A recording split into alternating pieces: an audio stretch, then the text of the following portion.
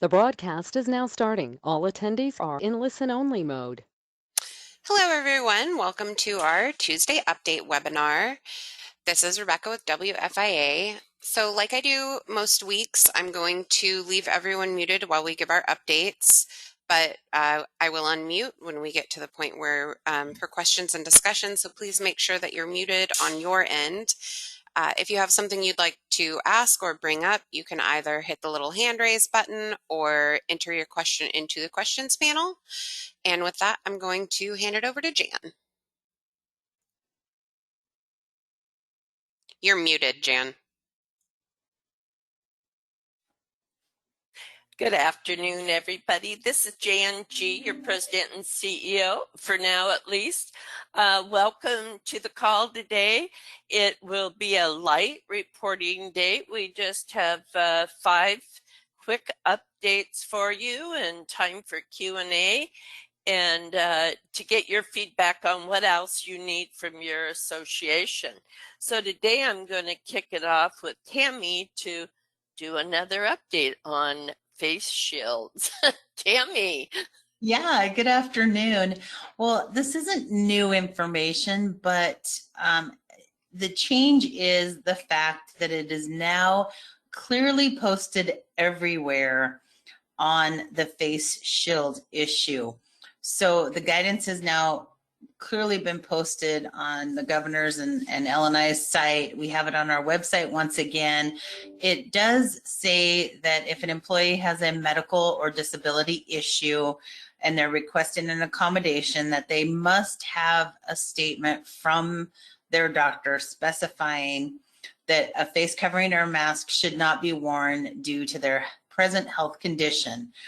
So it did give you a little more support and guidance when asking for clarification from the worker on why they can't wear a face mask. And then later down in that same guidance, they do say that you can have a shield. But it's funny because when you're going through, well, funny in an odd way, when you're going through all of their Q&As, the first question is, are face shields an acceptable substitute for masks or cloth face coverings? And it says no.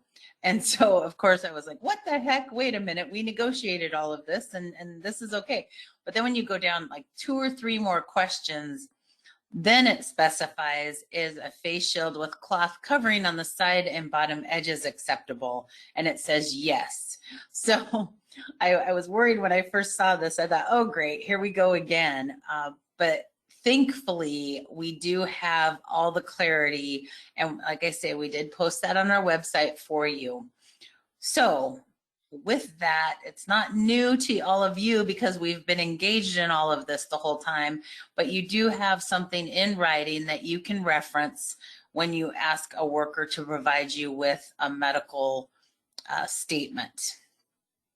So that's what Yeah, and I think it's important that we in the office, we all recognize that you've had reports from your employees that, well, our medical doctor won't issue any letters. They just won't do that.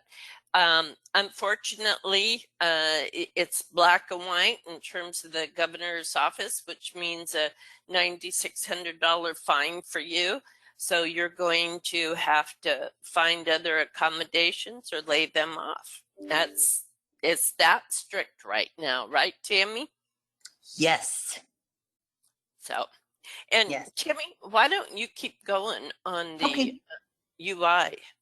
Okay, great. So the other thing we wanted to provide you with an update on is everything that's going on with unemployment and ESD.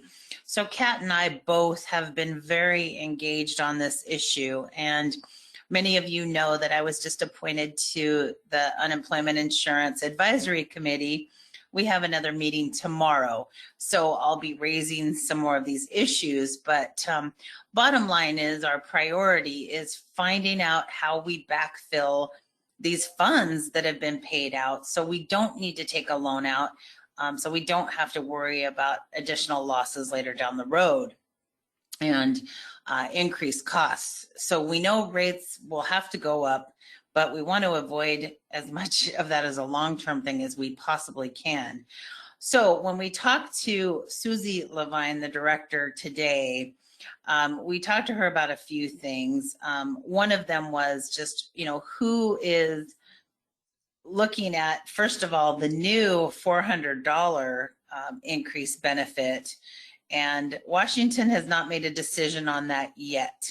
This is a totally different funding source. It's actually a $44 million grant from FEMA that's helping. So really $44 million isn't very much money at all. And it would fund just a few weeks of unemployment. So the state's really weighing whether they want to invest in that or not.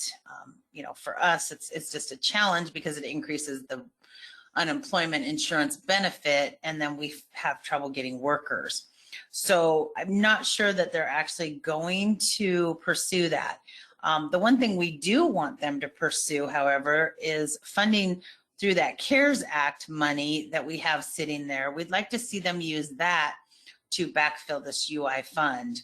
At this point, Director Levine hasn't stressed her interest in that, but she said that she is going to defer to the Unemployment Insurance Advisory Committee. So again, I know the business group, 4 of us, is going to be stressing that that needs to happen. So, Kat, do you want to add anything on the UI side of things?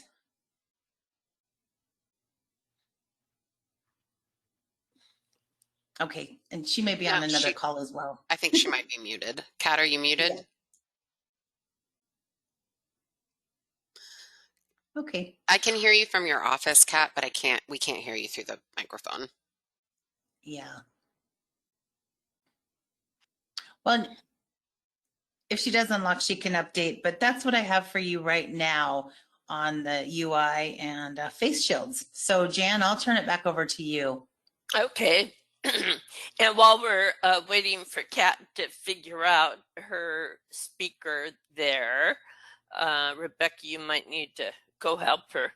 I'll just tag on to the UI discussion in that the governor issued a proclamation for food production and distribution that is providing a 2-week paid sick leave. This is really targeted, and we have quite a number of food and beverage growers, manufacturers, food processors in our membership, and that's why we bring it up. And we hope those of you who are in the business of distributing a lot of these farm products will share this information with your vendors and suppliers, because the state is not great about reaching out and educating employers in certain segments. But this is targeted to the migrant and transient part-time farm workers who are going around and growing and working, picking and working in the food processors' warehouses. And those people are not eligible for state paid sick leave or paid family leave or federal leave. And so the governor has taken $43 million of the CARES Act, which is the money that Tammy was just talking about, that the employer community is hoping to use to help offset these terrible costs that have been incurred at the UI system. But they're setting up this fund for these workers. The DSHS is going to put an RFP out to a nonprofit organization that does farm worker immigrant type of work to go out and find these workers that need this benefit and pay for it. So our members won't have to pay for it, but you will have to make sure that if you have a migrant worker, any worker within your food production, food and beverage production, warehousing, that they are getting 2 weeks leave off. And as soon as we get the information on how do they access the pay for that, we'll get it out to you. But we really do urge our members that are in this side of our membership to really try to spread the word so that our employers don't get charged a $9,600 penalty in this area. I'll go to my next subject. Rebecca, has Kat figured out her volume yet? She's using Tammy's speakers. Okay. Yeah, so I'm ready. I'll quickly just go, just to let y'all know that the hours of service for our trucks has been extended again until September 14th, and that is the emergency extension for trucks that are doing food products and other grocery that are restocking distribution centers in stores. So that's good news that that has been extended. And both of those, the proclamation for the ag worker is up on our new this week, as well as the extension for our trucks. So now Kat Holm, who is our legislative director and legal counsel, is going to talk with you about youth employment. All right, thank you, Jan. So if you look on our website, we had put on a new minor worker guidance. And with the start of the school year, that means that the minors have different hours that they are allowed to work. And so even with the new remote or virtual learning, the hours will actually be going down because for LNI, it is important for the students to have time for homework and school, and so the jobs need to be scheduled around their school day.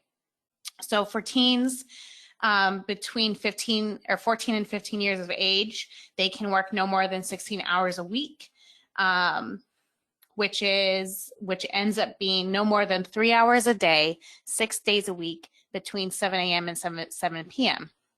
A student 16 to 17 years old can work no more than 20 hours a week, which breaks down to no more than 4 hours a day, 6 days a week, between 7 a.m. and 10 p.m. And teens who work in a restaurant, retail, or other service businesses after 8 p.m. must have an adult supervision. And just like it has been, the employers must obtain a minor work variance to extend the daily and total hours that these teens, or for these teens, with an application to LNI. And employers must also complete and sign a parent and school authorization form before giving it to the teen's parents and school district for their signatures. And this form must be renewed annually by September 30th.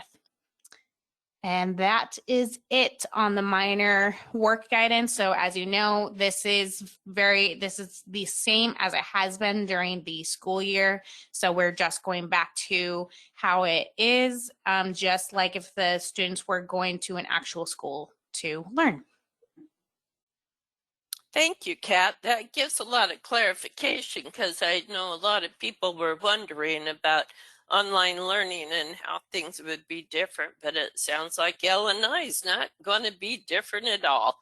So those are the only updates we have this week. So now I'm going to ask Rebecca if she can unmute everybody, but remember to put yourself on mute. Unless you're going to be talking.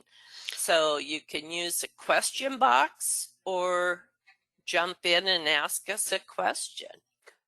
Jan, everyone is unmuted. I did it during while Kat was talking. So thank you. So do I see Askar has a question? No. Oh, there. Does anybody have any questions, comments, any trouble you're having? Jan, this is Don Stoltz. I have a question about ESD. We continue to receive information like these benefit charge things I received some today that are going all the way back to first quarter and second quarter. People that apparently applied for unemployment way back then, and we were never notified of it. And now we're in third quarter, and suddenly we get a statement of benefits, and so we reply to them as we're supposed to and say it's COVID related and all that. But are they just that far behind that we have no idea whether or not we're actually being granted relief of benefits? Or I can answer that if you want to give me if that's all right. Who is that? You're really Pete muffled. Lucchini. Yeah, this is Pete Lucchini, and I'm with Tamarack Tax. So I'm a CPA that owns a grocery store. Hi. Yeah, so hi. I had that exact same question on just one of my own charges, and so we've called ESD twice, and their benefit charges for your what do you call it when you refuse the charges, they are processing now through April. So if you have provided a response at some point in April, they are still not done processing those requests.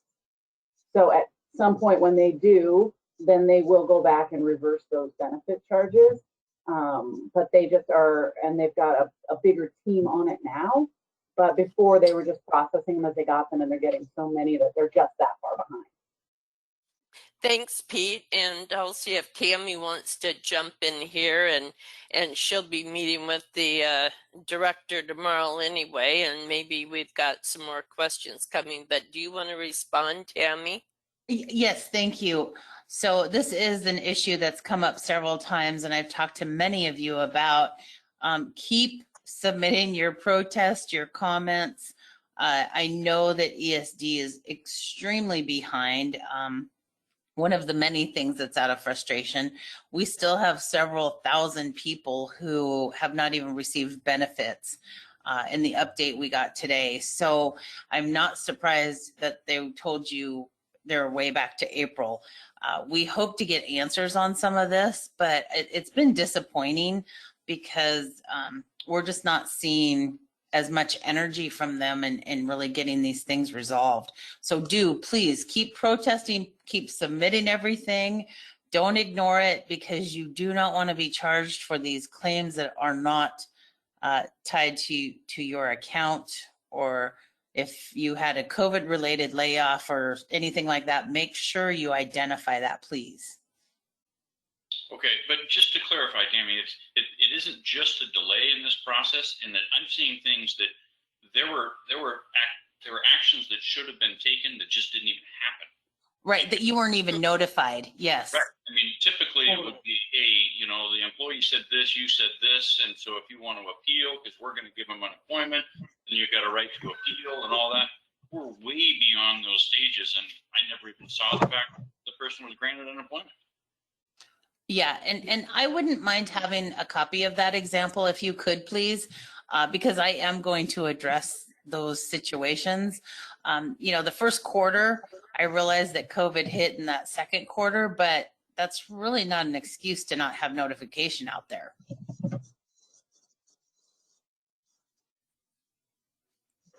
Okay, and Pete, if you have something you can send Tammy to, any of you that can send Tammy examples that she can take to the director of ESD, because the director just keeps telling us, oh, everything's fine, we're just a little bit behind, and we all know everything's not fine. And so another question.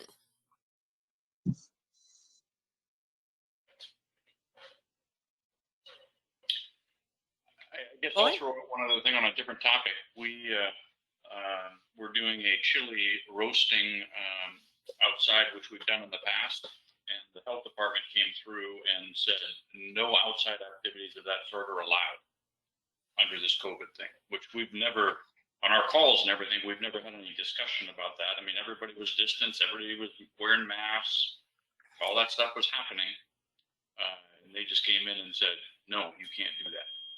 What? And you are correct, Don. We have never gotten anything on restricting outdoor events as long as you we're abiding by masks and 6-foot spacing and all that type of thing. Which county, in which store were you doing that in? Pierce County. It was in the Key Center store, so Pierce Oh, County. of course, always Pierce County. Let me get a hold of Susan over at the Department of Health. Oh, and follow up on last week with a couple of our counties and more remote northern counties were having issues with their local Department of Health interpreting the mask requirements differently, and the Department of Health did ask me for those counties and what the issue was, and clarified with the Illinois to make sure they had everything straight, and then they did send notification out. So it really helps us when you let us know about inconsistencies, because the State Department of Health is jumping right on these things to help us out. So I will call and talk to the Department of Health, Dawn, about outdoor events and have them issue a document if they are changing it, because they have not advised in any of us that it's changed. Yeah, well, Are there?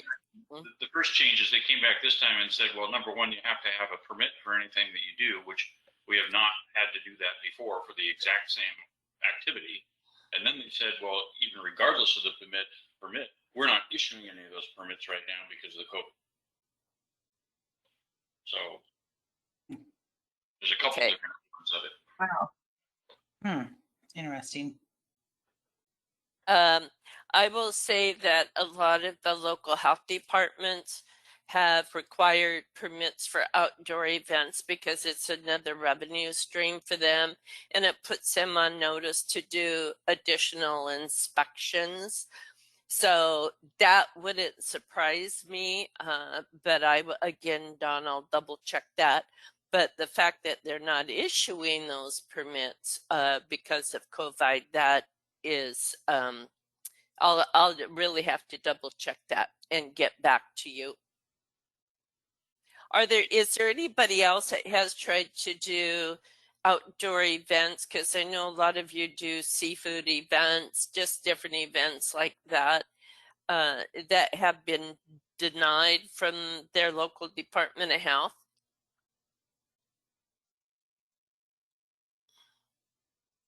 Has anybody had an outdoor event that their local health department has allowed?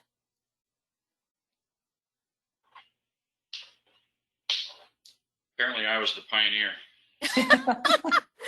Well, I know, you guys, you're always so innovative, and then our stores do have outdoor events. So, okay. Well, I will follow through with that then.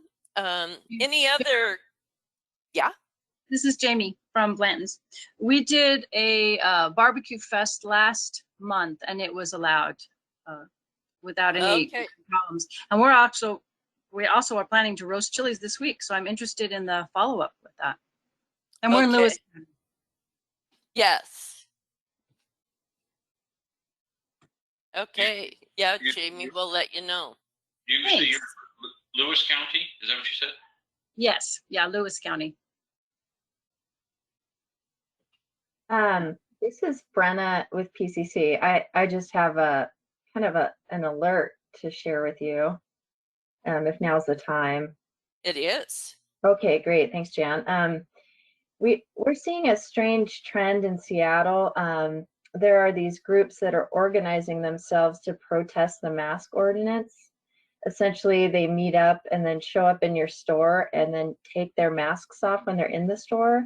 Or, as in our case, a group of 20 people showed up and claimed mask exemptions. And all together, and then afterwards we're high-fiving in the parking lot. I'm wondering if anyone else is seeing any kind of sort of organized mobs in their stores, for lack of a better word.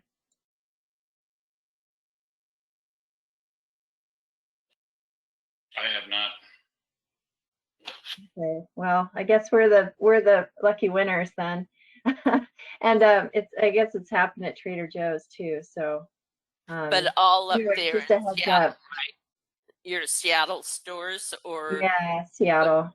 Yeah, yeah. Or Redmond. I mean Redmond, but Oh, Seattle. Redmond. Yeah. Okay.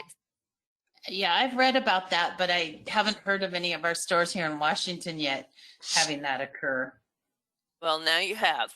Yes, I have. And of course, it will be the Seattle area. Brenna, we will follow through. What action did you take? Did you call your local law enforcement? Yeah, there was one gentleman who said that he did not have an exemption, and so they did call the law enforcement and they came. Anyway, they worked through it, but you know, we learned a lot from that incident, but it caused a lot of concern amongst employees for good reason. And Absolutely. You know, so anyway, we're thinking back through the whole ADA situation, and if we can require, oh, there, you can hear my dogs. Anyway, we're thinking through the ADA situation again, with masks. So, Well, thanks for listening. yeah, the governor's office in Illinois kind of fixed that problem because people have to have a medical note on their body. I mean, they have to prove they have a medical exemption. So is that for just staff, or is that also for a customer? that is also for customers. Okay, so that is new. That this is actually, Freya from sorry. PCC. I'm sorry, this is Tammy. That's actually just employees. I apologize. Oh, so let me raise an issue that's related to this, and then ask if maybe there's something we as a group can do. We are, and this is Freya from PCC. I work with Brenna, and I'm an attorney. We are seeing an uptick in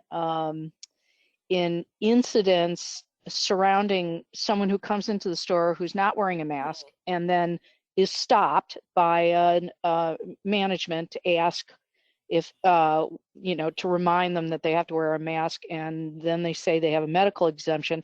We've had a couple of incidents where people who may or may not have had medical exemptions actually just went ballistic when approached by a manager, and in several instances threw things at the manager, you know, basically assaulted them, because they just don't want to be asked anymore. And then we have this whole group that wanders in and they all claim a medical exemption. Is there any way that the governor's office would consider requiring a customer to either have a button issued by their doctor or some document that, if challenged on the medical exemption, that they could show? I think it's going to be really hard to get the governor to move from where he's at right now because of the same, I think, concerns that you have, ADA and everything along those lines. And I know we've been working on this. Actually, you and I were working on this quite a bit, trying to figure out the best approach. Yep. You know, because it's either, okay, we say no one, unless if they don't have a mask, they can't come in, but then you have to figure out how you're going to accommodate them outside of your store, or you allow them in. And it's quite a challenge, but I know, talking to the governor's office, I don't think we're going to get him to put the same requirement and standard that we have for our employees. And that's the challenge. You know, we can mandate employees because of safety, but we can't mandate customers for the same reason. Then the alternative would be that if we were to refuse somebody entrance because we do not believe that they have a medical exemption, would the governor's office give us or could they give us a waiver from liability? We've been trying to get the liability waivers for a while as well. I think that also is going to be a difficult lift with well, this. you know, we can ask again though. Yeah. We asked for that early on, and the response I got from one of his top staff was laugh, and they said, well, you can ask, but times have changed too, and the governor's office is very much aware that we are having situations in our stores. So, you know, I think we should go back and ask and say, here's why we're asking. Yeah, it's not just situations, it's dangerous situations. I mean, we're getting to the point where we have an incident, it seems like an incident a week where someone assaults either another customer or one of our own people. So people's tempers are at like the total breaking point, and they're starting to get physically violent. And Jan, and this it's is not fair for us to be front line on that. No, it's not. This is Pete Lucchini again, and I don't want to ask you. I would just like to add that one of my non-grocery employees was at a local Wenatchee grocery store last Thursday. Someone got a little close to her and reaching for the bacon. She asked them to please step back. This person then called her a expletive and spit in her face. And the local grocery store employees and 2 witnesses saw it. It was all on camera, and they did a great job. The employee stepped between the 2 parties and made her back away. The sheriff was called. The woman was arrested and charged with assault. But I have a feeling that it's just a matter of time before all of us stores are starting to see this kind of behavior. Oh, we had a 30-somethings customer assault an elderly customer who lowered her mask because she was having trouble catching her breath. He assaulted her with vegetables and his shopping cart. Oh my Because he gosh. was so irate about her pulling her mask down. And so, I mean, there's the rules of behavior. I don't know if it's that people think because they're wearing a mask, they're safe, but it's the unmasked ones as well. So. Oh, wow. Yeah, we'll definitely address this again with the governor's office. I mean, Jan makes a good point. Is it has been a while, and we do have a different dynamic, and a lot has happened. So we'll certainly ask and see what we can get done. This is Brenna again. And on our side, we can also work with Joanna, who's probably on the call, to see if we can raise it on our side as well. Yes, that's Perfect. always helpful. You guys are well connected in the governor's office.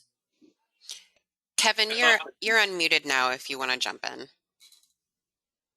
I'm good. We're gonna just mention what our local health department was doing with. We've done hatch roastings for years and years, and this time we went in to get our permit, and they said, well, we're not issuing permits for cooking outside. And so we kept having a conversation with them. We explained kind of how we're going to handle it. We do a good chunk of the business. People pre-order online and pay online, and then we also have lockup. But we went through a process to, the shields.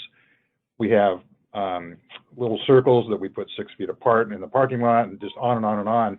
We finally convinced them to let us do it. So that might be something to think through, Don. Yeah, and we've had permits ever since we've started doing events. We've always had permits, and it costs money to do an event. Yeah. Kevin, what kind of event was that? I'm talking hatched chili pepper roasting. Okay. But I know that if we were trying to do a cooking event outdoors, or something that was like a seafood sale outdoor, would not be able to do that. Okay, yeah. What permit are you getting? It's well, let me look at it just a second. And what was the ultimate concern? That people would congregate? I think that's part of it. I think they took a position of, I'm not sure. My marketing manager kind of walked through that stuff for me. It's called a temporary establishment permit application. So we have to have a permit for every event that we do, and it has to be different for every event, and we have to have it on site, so when they come inspect us, that we have it there. What did you say? The temporary food establishment permit? Yeah, it's temporary, and this is Thurston County, so I don't know what yours is, but temporary food establishment permit. And so Dawn, this is County, Allie. I think they just call it a temporary event So each county's different, Don. Yeah, Ellie, go ahead. Yeah, so I'm in Skagit County, but we have a barbecue outside every Friday. It's something we've done for years. We started it a little bit late this year because we wanted to figure out, we used to let customers put their own toppings and that type of stuff. So we reconfigured everything so nobody's touching anything, and it's a little bit different. We have a little more manpower out there, but we are there every single Friday. And health department came over once to make sure we had an outdoor hand washing station, and that was it. That everything else has been totally fine. We have, little spray painted dots in the parking lot for 6 feet apart for while people are in line. We carry everything over to the grill, and then condiments went to packets instead of self-serve, and they got to grab it and go. We used to have seating, but we just don't even mess with the seating anymore. So we have customers that tailgate. They come and bring their little chairs and sit out in the parking lot in groups of 10. And health department has not said a word, and we do it every Friday. This is Carolyn. Some of this may be related to the phase-ins because Skagit, Thurston, and Lewis are farther ahead in the phase-in than Pierce. Oh, we got pushed back. We're 1.5. Are you 1.5 again? Okay, then that might. Yeah. So, I mean, because with restaurants, if you're sitting outside, you get more freedom. So I don't know why they'd be preventing you on having outdoor events. But Don, we'll get with the State Department of Health. We'll ask them to issue a state policy on outdoor and work with the counties. That seems to be our most effective way to get things corrected with the local health departments. And the state health department food safety division has been pretty terrific to jump on things quickly. So I'll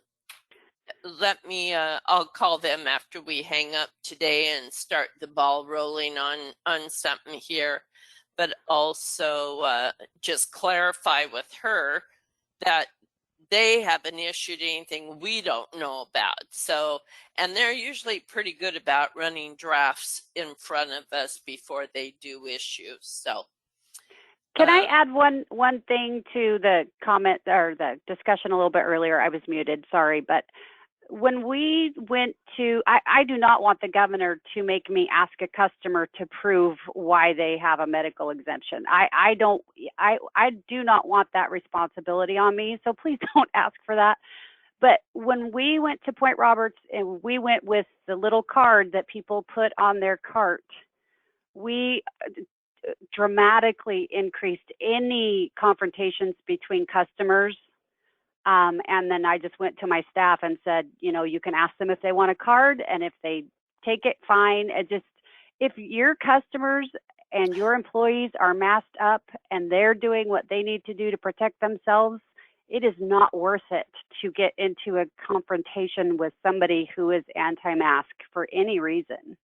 But that card that we give them to put on their cart has reduced any interactions between the customers, I'd say by 95%. Has anybody else tried that? What card is this? I printed a card. It's just an 8.5 by 11. On one side, it says medical mask exemption. On the other side, it explains to the customer that because they won't have an exemption, we want them to put that card on the outside of their cart so that other customers can see that they're exempt, and that then they take it off the cart and put it at the end of the check stand, at the end of my brain's not working. Where you put all your groceries. Yeah, at the end of the belt. At the end of the belt. So when the customer comes up, they then can remember to keep their distance because this person has an exemption and it's on the end of the belt. They see it and they won't say anything to that customer because they have that card. I sent it to you, Tammy, didn't I? To post if you wanted to, but yes, you did that. Before that, we would have customers attacking other customers and asking us why we weren't doing anything. But once we started handing that card out, it's reduced that so much. So Jamie here That's not a again, bad idea.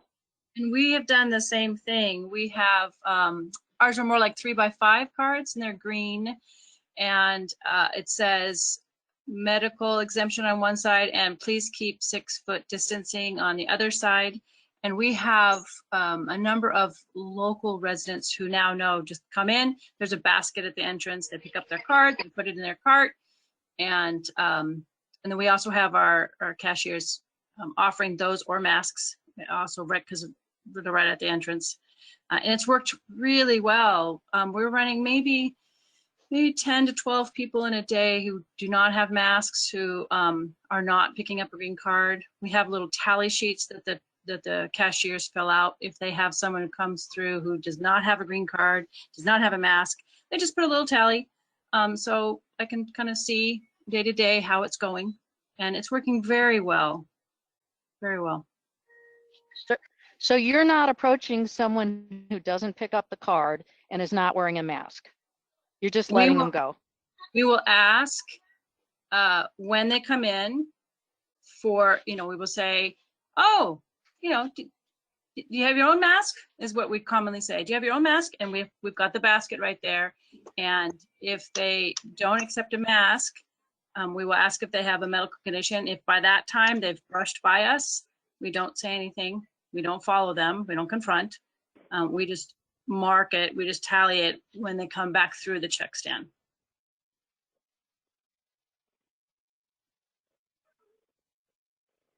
So we all learn so much from each other. It's a great benefit of these calls on Tuesday. Does anybody else have a question or contribution to the discussion?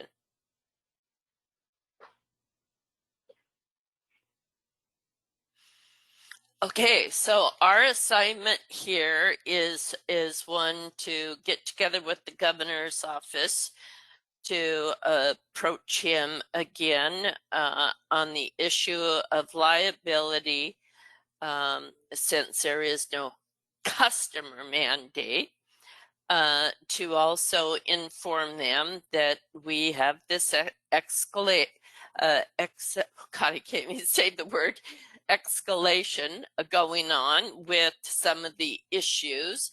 And then also contact the Department of Health and discuss with them the differing interpretations we're getting from the county health departments on outdoor events. Are there any other assignments for us?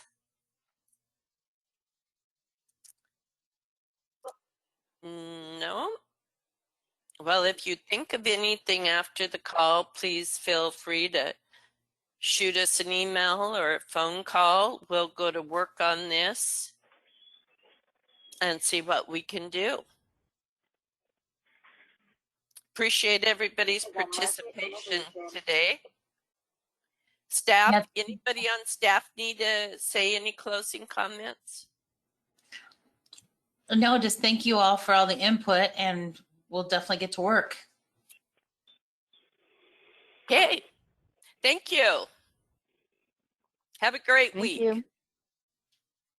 Thank you. Thank you. Take care.